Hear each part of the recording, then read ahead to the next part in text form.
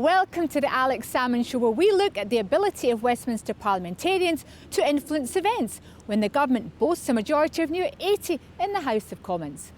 One of the most active of the new peers in the House of Lords is Labour member Lord Sikka. He is one of the moving spirits in the cross-party attempts to hold the government to its commitments to protect pensioner income. Alex asked him about the issue. What are the prospects and whether they are making any progress? And then we turn to the SNP's indefatigable Angus Brendan MacNeil.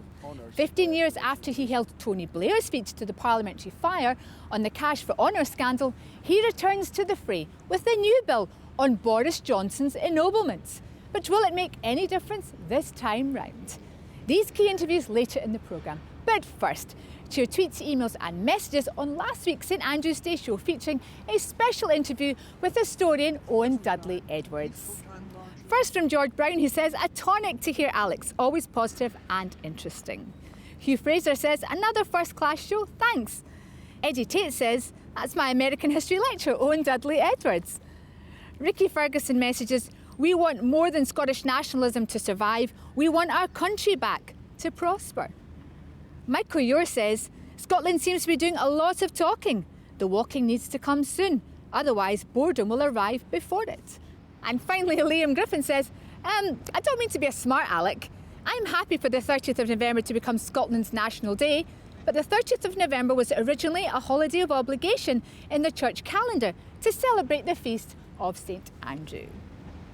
Now, like many in the House of Lords, the newly ennobled Lord Sikka has brought a wealth of experience as Professor of Accounting at the University of Sheffield. He has immediately put this to good use in the cross-party attempt to hold the government to its previous commitments to pensioners. But will it make a difference? He's in discussion with Alex.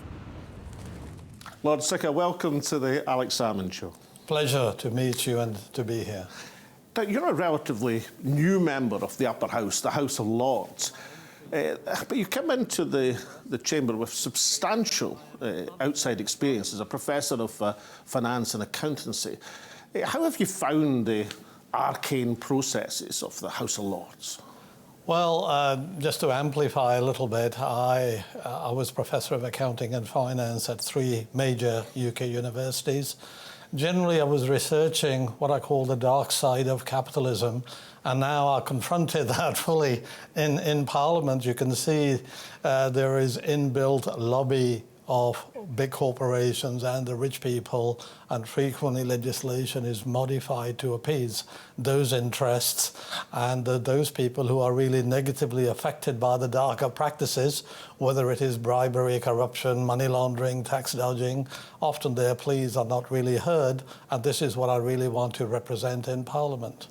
Now, you're an advisor to Jeremy Corbyn as Labour Party leader.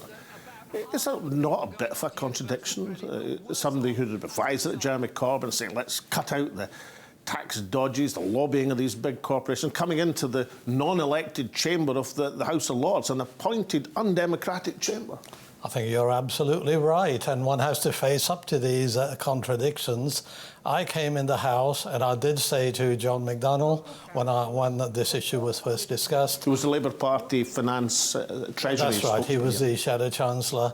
I said, look, I would go to the House of Lords on the condition that I can vote it out of existence and have it replaced by an elected chamber. But another issue is there are all kinds of competing discourses and issues, and they need to be amplified in all kinds of institutional spaces. If I, for example, am not raising questions about tax avoidance, bribery, corruption, money laundering, chances are many of those issues won't get a good airing. So I'm really here to represent what tends to be ignored and marginalised, because that is a key, in a sense, to good life, that you have to tackle those issues head on. Well, I mean, I was in the House of Commons for 25 years wanting to vote it out of existence as far as Scotland was concerned, so I'm not one to talk. Now, in your short time in the Lords, just over a year, you've emerged as a champion of pensioners. And this cross-party alliance, which has been making some ground in terms of passing dissenting voices from the Lords, having them flung back in your face by the House of Commons. But what is this cross-party alliance trying to do in the upper chamber? I think people may have different perspectives on this, but essentially what we are concerned about is justice for our retirees. The UK state pension is the lowest as a fraction of average earnings in the industrialised world. It is about 24% of the average earnings. The EU average is about 60%, and some countries have it even higher. And nobody can live on around £8,000 a year of the state pension.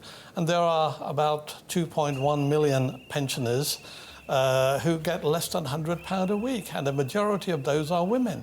Women are particularly disadvantaged because there is no gender pay equality, and that then works its way through that they don't pay, if you like, full national insurance contributions, they can't get full occupational pay.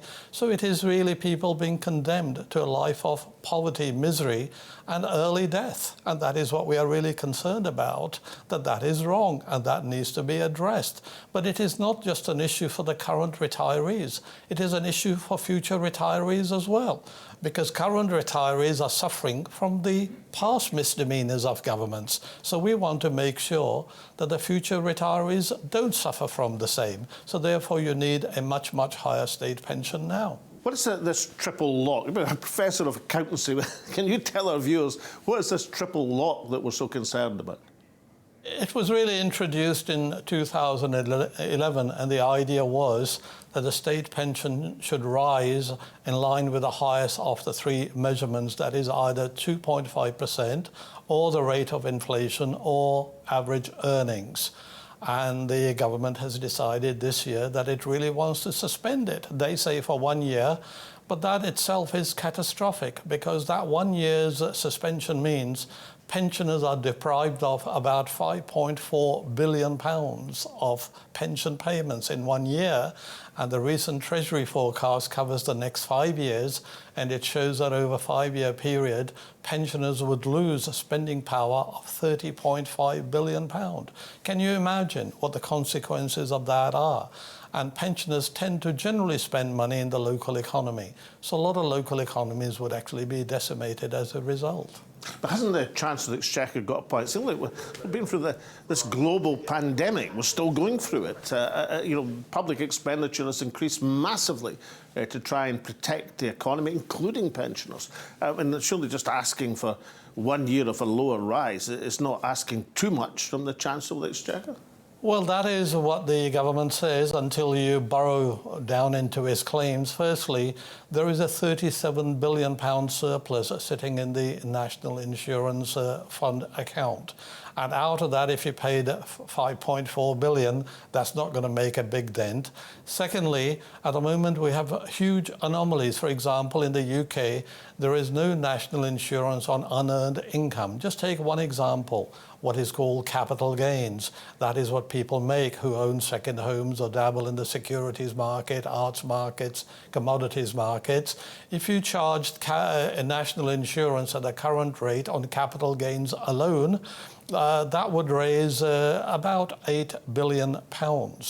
And capital gains are also taxed at a much, much lower rate than earned income. If you did that, that would raise another £17 billion. So in other words, the government can easily fund the rise in state pensions by simply dealing with tax anomalies, or dealing with or eliminating the perks enjoyed by very few people. So capital gains perks is just enjoyed by 263,000 people in the country, whereas the government is disadvantaging about 12.5 million pensioners.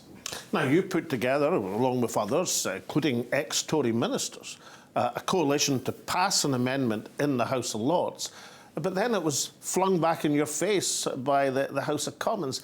Does that not illustrate that at the end of the day, the House of Lords can huff and puff, but you're not going to blow the House down? I think there's certainly some truth in that, but the fact that the House of Commons is not willing to listen also shows what is wrong with our political system. A political party with around 40% of the votes can have a huge majority in the House of Commons and then ignore all reasoned arguments. So maybe what we need is a form of proportional voting, so that broader voices are heard and represented, and we also need lots of younger people in Parliament, because it is their future we are talking about, not just about the retirees. It's quite interesting, though, if you look at the last few weeks, Boris Johnson's government in desperate trouble on what's generically called sleaze, or in desperate trouble on the shift in the National Health Service in terms of social care, or big revolt on the Tory benches, and yet no real revolt on pensions. It's rather curious that an issue like pensions, which affects tens of millions of people, no sign of a revolt, whereas issues like sleaze and social care, important, huge issues, but not perhaps affecting just as many people. Why is this discrepancy between what is regarded as political pressure and why our pensions don't seem to be high in the government's agenda? The real issue is about poverty. Now, when the government says we can't afford it, what they are implying is we can afford poverty, misery, squalor, early death. And really, that is the issue. The issue is about equitable distribution of income and wealth. It has nothing to do with the young versus old. And the media itself has been highly complicit in spreading that myth. And that is what we really need to debunk. And hopefully, we debunk that in the parliamentary debates. But it is interesting, when these things were debunked, the ministers responsible for pensions had absolutely no answer. They were unable to answer back and quote any statistic about anything. And finally, we've heard for tragic reasons recently the death of Sir David Amess, the importance of constituency surgeries, even at danger to MPs. How do members of the House of Lords go about keeping in touch with the electorate? I mean, you don't hold surgeries, presumably, like MPs. I mean, do you do it online? Do people say, listen, I heard your speech, Lord Sikka, you keep going on pensions, you're speaking for me. Do you take part in demonstrations with pensions? How do members of the House of Lords keep in touch with the people and issues that they're trying to reflect?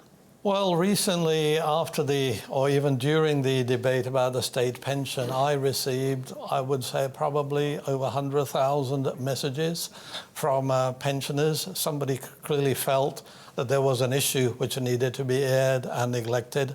I have many, many online meetings, and last week I participated, indeed led a demonstration by the National Pensioners Convention against death of senior citizens due to cold. Many people just can't afford to choose between heating and eating, or they have to make the hard choices, and the result is early death. So certainly I have attended many online meetings, also meetings in person. I also been involved with some of these activities before I came to the House.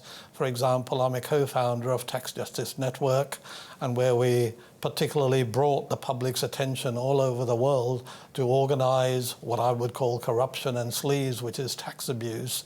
And we organised all kinds of activities against giant corporations and indeed government departments as well. So I'm quite at home with these kind of things. And I really would encourage people to come out to the streets, make their voices heard, because unless their voices are heard, very little will change. Well, Lord Sikka, more strength for your elbow as a campaigning peer. And thank you so much for joining me on the Alex Salmond Show. Thank you, Alex. Join us after the break, where Alex turns to the political storm which has engulfed the Johnson government in recent weeks. Join us then. Welcome back. The Boris Johnson government has become accident-prone, from issues as diverse as Northern Rail, reform of social care and government sleaze. The consistent message which emerges is that the Prime Minister has lost his grip. Johnson came a cropper last month when he tried to overturn the Standards Committee lobbying decision on former Cabinet member Owen Paterson. He won the vote, but was soon in headlong political retreat and reignited the whole issue of MPs' outside interests. However, is the bigger issue the clean selling of peerages and other honours for political profit? As a young MP, the SNP's Angus MacNeil flung the Blair government into chaos in 2006. Can he repeat the trick with the Johnson government? Alex speaks to him now. Angus Brendan MacNeil, welcome back to the Alex Salmond Show. Thank you. Great to be back. Let's take a look at the questioning, your questioning of the Prime Minister a couple of weeks ago in the Liaison Committee, which is a huge chance for committee chairs like yourself to ask the Prime Minister a succession of questions. Let's take a look at what he had to say.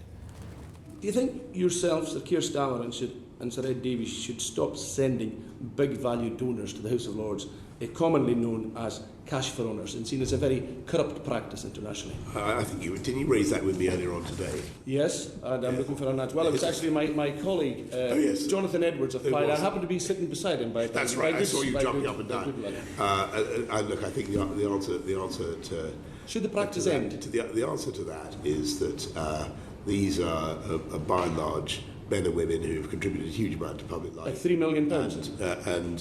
Until you get rid of the system by which the trades union barons fund other parties, we have to go ahead, or you have a completely taxpayer funded system of politics. We need to continue with a system by which public-spirited people give donations. Now, what interested me about that, there was almost an implicit admission from the Prime Minister that the reason for people going to the Lords was they were donors to the party. I mean, immediately when you asked the question, he started talking about union barons giving money to the Labour Party. Is that sort of thing legal? It's not legal. In fact, there's an explicit act, the 1925 Honours Prevention of Abuses Act, that is meant to say that if you buy or if you sell an honour, you'll get 2 years in prison for that. It's just not taken very seriously. Part of the law of the UK is not taken very seriously at all. I think what was really interesting about the way the Prime Minister answered was he went straight to the fact that this was something he had to do for funding, because the Labour Party he was holding out were getting their money from the trade unions, so therefore the only way the Conservatives seemingly could get money was for £3 million donors to end up in the House of Lords. 1925 Act, open and shut case. I mean, you've got form in this, if I can use that term, and back as a young MP in 2005 and 2006 you harried Tony Blair, then Prime Minister, on exactly the same issue. Didn't make yourself popular with Tony Blair, but didn't seem to make much difference to the voters, did it? Well, I think by the time the election came in 2010, I think that was maybe played out. It might have left Labour short of funds for the 2007 Scottish election. They didn't quite have the coffers full, which I think may have played a role in the election of a certain individual as First Minister at the time. So you're claiming the credit for the... Roughly, yes. For that guy Salmond winning the Scottish election. Yes. But I he mean, couldn't have done it without me. The serious point for Angus McNeil was this. Despite the fact that the Met interviewed Blair and his entourage and caused him huge inconvenience, and I remember sitting in the Commons that you weren't his favourite person, let's put it that way. I mean, if looks could kill, you'd have been 6 foot under. But it didn't, at the end of the day, lead to anything. So if you couldn't succeed in toppling Tony Blair, why do you think it's worth harrying Boris Johnson now? Well, the correlation then was £1 million to a place in the House of Lords. The correlation now is £3 million to a place in the House of Lords. It's inflation. It's inflation and the Conservatives. But at that point, it was only decided that on the balance of probabilities, there wouldn't be a successful prosecution, so they didn't continue. I did think that getting some of those characters at the time into the witness box would have been a very interesting situation indeed, because there were some kind of Faustian bargain. But the other bargain that's going on at the moment is that opposition leaders, Sir Keir Starmer, Sir Ed Davies, don't want to talk about this. And I've written to all three of the party leaders who send people to the House of Lords to say they will not send donors to the House of Lords. The response has been silence. They could come out now, Ed Davies could come out, Keir Starmer could come out and say we will not send our donors to the House of Lords and put pressure on the Prime Minister not to do the same. But they're not doing that. And this is in the context of Lord Oakeshott saying in 2014, when he stepped down as I think it was Liberal Party Treasurer, that the practice of cash for honours is something he failed to put an end to. Scotland Yard, the Metropolitan Police don't have the investigative capability or capacity, it would seem, to go very far with this. Something's very strange. Explain to us about this bill that you've presented. I mean, you're abolishing the sale of honours again, despite the fact it's already the law of the land. What purpose does that bill, what's the technique in introducing that parliamentary bill? a highlight, it gives it a focus, and it's a very simple bill that basically says anybody who donates more than £50,000 to any political party cannot be appointed or ennobled to the House of Lords for a period of 5 years. Of course, they're perfectly free to give 5 million or 10 million or 25 million. Just don't expect to find yourself in the House of Lords for 5 years. And I think the linkage between cash and honours, which is very clear in the United Kingdom, would be severely curtailed then, because who knows what the political weather will be in 5 years' time, and it's a risky investment to make for some vanity position that rich people sometimes feel they need.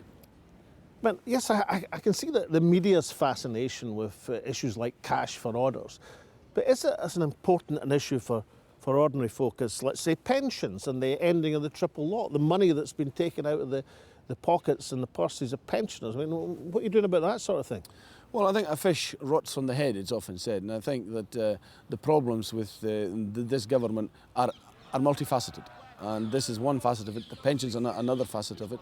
I think, some of the things, he's in action on pensions, or he's certainly positive in action on pensions. Hasn't made the mistake, of course, that Gordon Brown made when he was Chancellor almost 20 years ago, when he upped pensions by something like a derisory 76 pence. But still, we're living in the UK with the worst pensions in Europe.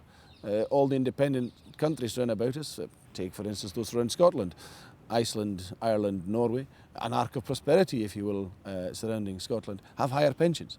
This cuts through, definitely, but it cuts through in various different ways, and each facet gets its own time to be highlighted.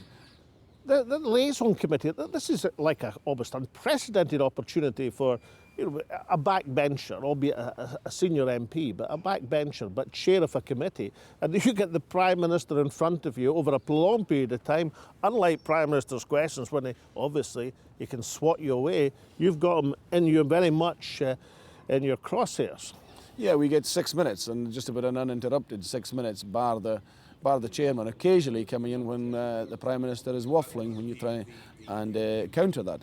Yeah, and it's not moderated by the Speaker either. You're almost your own chairperson when you have your 6 minutes. And you can interrupt the Prime Minister, not the Prime Minister's questions. When you've asked your question, you sit down and he stands for as long as he wants. This time, you're both sitting. If you want to interrupt, you interrupt. If you want to listen and let him hang himself, you let him hang himself. Would they describe it as a square go in Glasgow, perhaps? Politically, of course. It is pretty much the squarest go you're going to get with the Prime Minister in the debating arena in the entire forum of Westminster, yes.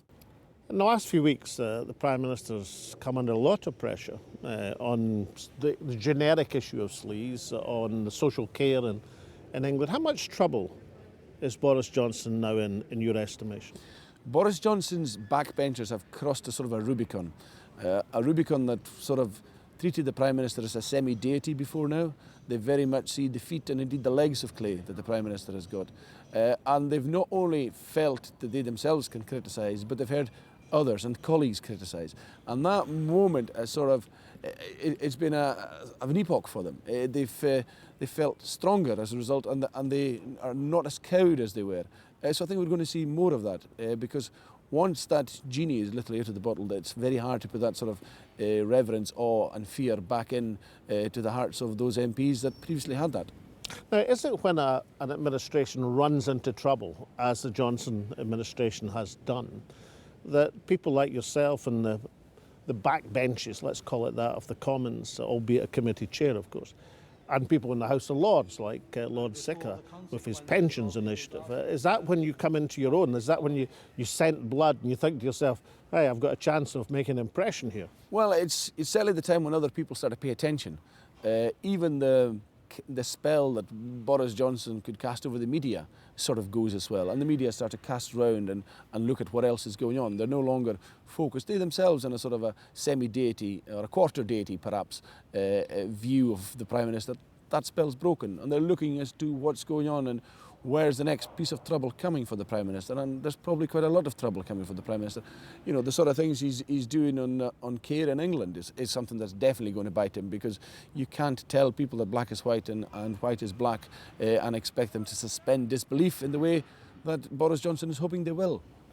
But when you get back to Barra at the weekends, I mean, is it talk of the steamy and Barra that the Prime Minister might be selling honours. I mean, this sort of thing didn't topple Lloyd George, it didn't topple Stanley Baldwin, it didn't topple Tony Blair. Is it going to knock over Boris Johnson? It could knock over Boris Johnson, but I think that would depend on a police force caring about the law. And who knows what Boris Johnson has done and said about the Tony Blair era, for instance, back a decade and a half ago. You've got your researchers working on that now, I take it. Well, indeed, yes, it's something worth seeing, because I'm pretty sure Boris Johnson would have, at the time, surely would have called it as he saw it, that honours were being sold. The question is, did he say anything about it, and did he say anything in print? Perhaps some of the viewers of your programme might be the ones who will find those very words somewhere or other. I was interested, to go back to that clip we showed at the start of this interview, finally. I was interested in the Prime Minister's expression when you started questioning. I mean, it was a sort of mixture of here we go again and oops, what's coming now. What did you take out the Prime Minister's glance at you when you started on your line of questioning? Well, I think the Prime Minister was hoping to sort of go away. At the same time, he's sort of trying to make a friend of you. At the same time, he starts to go down rabbit holes. And I told him, you're heckling yourself, Prime Minister. he makes up things himself. And as the chair tried to interrupt me off the liaison committee, he said he's waffling, so I have to interrupt the Prime Minister. He plays for time is probably the biggest thing. He's just thinking, I want this over with. This is an unusual angle this guy comes from. It's not one I understand particularly well. I don't even understood the word slanger, for instance, when we were talking over it's a very important word, slanger. A vital word, in fact. Probably the most important word in the Gaelic language. For our international viewers, what does slange mean, Angus Brendan? It means health, and particularly good health, when you've got a dram of Scotland's finest in your hand. Angus Brendan MacNeil, thank you so much for joining me once again on the Alex Salmond Show. Great pleasure, thank you. A government majority of 80 in the House of Commons doesn't make it immune from political pressure. The Owen Paterson debacle taught the Prime Minister a lesson on the limits of political power. He couldn't save his friend. But at the same time, the government successfully fended off a House of Lords vote to protect the incomes of millions of pensioners. It may seem remarkable that the mainstream media invested so much effort into the issue of MPs' financial dealings and so little into the income of hard-pressed pensioners. Both issues threaten long-term damage to the government's position. No doubt in the wee small hours of the morning, the Prime Minister muses on a world without turbulent parliamentarians such as Lord Sikka or Angus MacNeil. He is, however, unlikely to get one. But now from Alex, myself and all at the show, it's goodbye, stay safe, and we hope to see you all again next week.